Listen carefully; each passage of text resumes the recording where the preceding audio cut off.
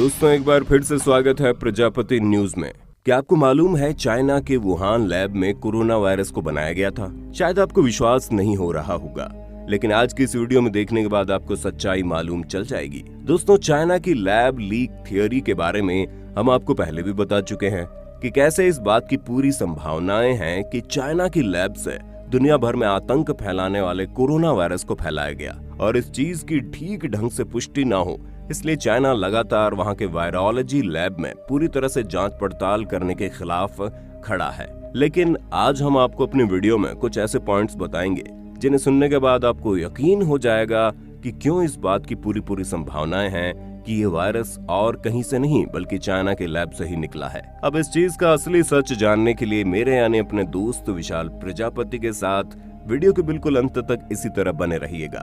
दोस्तों, हमारी पिछली एक वीडियो में हमने आपको इस वायरस के फैलने के कई सारे कारणों के बारे में बताया था, जिनमें से सबसे बड़ा कारण चाइना की लैब लीक थ्योरी थी, जिसके मुताबिक चाइना की वुहान शहर में मौजूद जो वायरोलॉजी लैब है, वहां कई सारे अलग अलग तरह के वायरस पर परीक्षण होते हैं और उसी परीक्षण के दौरान ये वायरस लीक हो गया, जिसके बाद से आज ये पूरी दुनिया इसकी चपेट में आकर बर्बादी की राह पर चल चुकी है। हालांकि उस दिन तो हमने आपको मोटी मोटी बात बताई थी, लेकिन आज हम आपको कुछ ऐसे कारण बताएंगे जिससे ये बात साबित हो जाएगी कि क्यों लैब लीक थ्योरी सही हो सकती है। दोस्तों, अगर हम कारण नंबर 1 की बात करें तो फरवरी में WHO की एक टीम वहां गई थी ताकि वुहान लैब पर जांच की जा सके और इसी टीम में शामिल डोमिनिक नाम के एक सदस्य और माइक्रोबायोलॉजिस्ट ने साफ तौर पर कहा था कि चाइना ने वायरस से संबंधित सभी डेटा शेयर नहीं किए। इसके अलावा एक और सदस्य ने चाइना पर यही आरोप लगाए थे और ये कहा कि जांच को चीन ने प्रभावित किया था। अब इसका क्या मतलब निकालेंगे, खुद ही समझ लीजिए, क्योंकि वो कहते हैं ना कि चोर की दाढ़ी में तिनका। यही हाल चाइना का भी चल रहा है, जो न जाने क्यों जांच को प्रभावित करके सच सामने नहीं आने दे रहा। दोस्तों, चाइना के ऊपर शक करने का दूसरा कारण ये है कि जब दुनिया भर के 18 वैज्ञानिकों द्वारा साइंस जर्नल में एक लेख प्रकाशित हुआ, तो इसी लेख में इन वैज्ञानिकों ने कहा कि WHO की जांच रिपोर्ट संतुलित और निष्पक्ष नहीं है।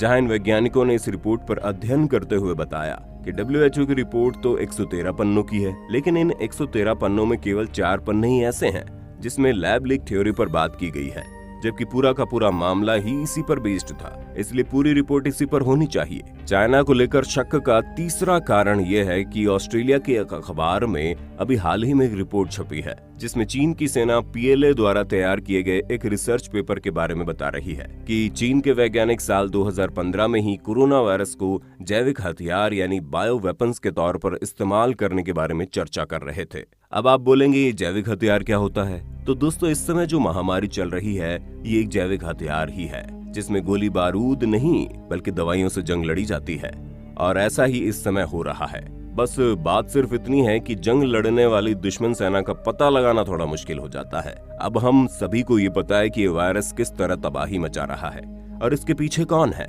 लेकिन सबूत न हो पाने के कारण हम कुछ भी नहीं कर पा रहे हैं। और सिर्फ इतना ही नहीं, अगर हम अमेरिका के एक अखबार द वॉल स्ट्रीट जर्नल में छपी रिपोर्ट में देखें कि साल 2019 के नवंबर महीने में वुहान लैब में काम करने वाले शोधकर्ताओं की तबीयत खराब हुई थी और इन तीनों शोधकर्ताओं में वही लक्षण थे जो लक्षण कोरोना वायरस के हैं।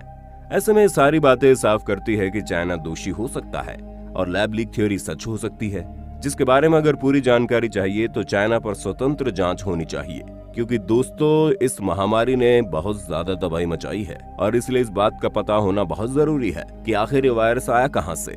जहां अगर हम आंकड़ों की बात करें तो इस खतरनाक वायरस से अब तक दुनिया भर में 35 लाख से भी ज्यादा लोग अपनी जान गंवा चुके हैं। 17 करोड़ से भी ज्यादा लोग इस वायरस से संक्रमित होकर न जाने कितने रुपए दवाइयों में खर्च कर चुके हैं।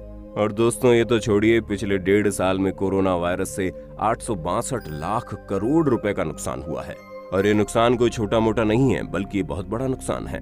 अगर इतने पैसे किसी चीज में लगा दिए गए होते तो हम इंसानी सभ्यता एक स्तर और ऊपर चली जाती, लेकिन नहीं, ये सारा पैसा इस वायरस की वजह से नुकसान में गया।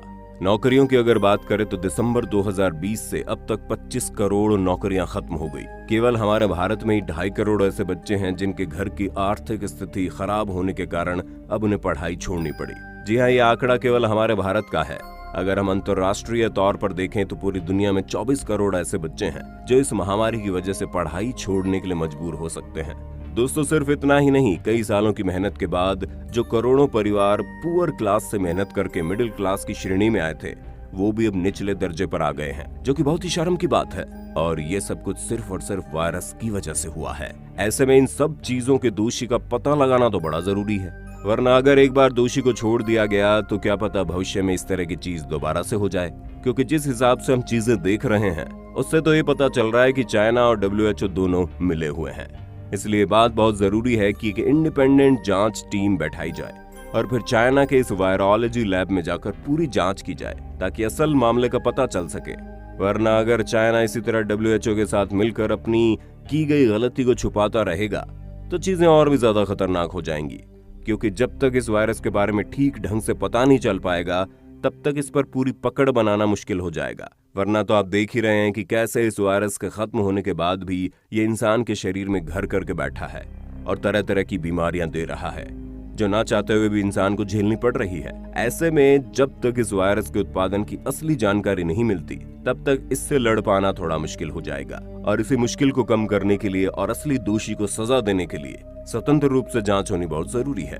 बाकी आपका इस पर क्या कहना है हमें कमेंट में जरूर बताना। और इसी तरह के इंटरेस्टिंग वीडियोस को लगातार देखते रहने के लिए चैनल प्रजापति न्यूज को लाइक, शेयर, सब्सक्राइब कर देना। हम फिर मिलेंगे नई वीडियो में, तब तक जय हिंद, जय भारत।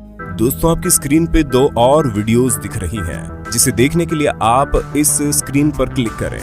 दोनों देखिएगा, बहुत अच्छी वीडियो बनी है।